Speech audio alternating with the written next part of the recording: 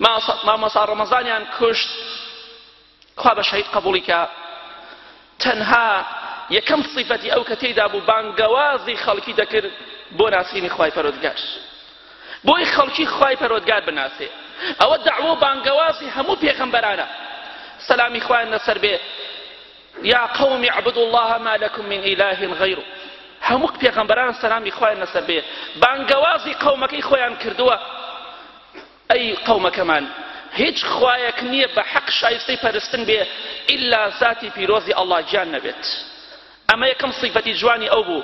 بۆ ئەو باسی دەکەین انشاءالله ئێمەی مسلمانی چاو لە مردوەکانمان بکەین مردوەکانمان بکەین بە قدوەی خۆمان و بە پێشەوای خۆمان مامۆستا ڕەمەزانی خۆشەویست لە ئێمە باشتر بوو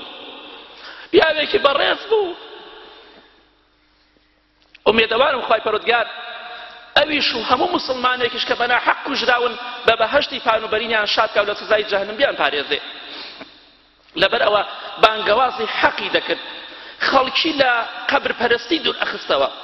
خەڵکی لە دارپەرستی دوور ئەخستەوە خەڵکی لە شەخصپەرستی دوور ئەخستەوە خەڵکی لەوە دوور ئەخستەوە کە قەنەعەتیان بە غەیری خوا نەبێ چونکە غەیری خوا هیچی بەدەست نییە لە پێناو ئەودا کوژراوە خوای پەروەردگار بە شەهیدی قبوڵ کە ئەمە یەکەم صیفەتی جوانی ئەوە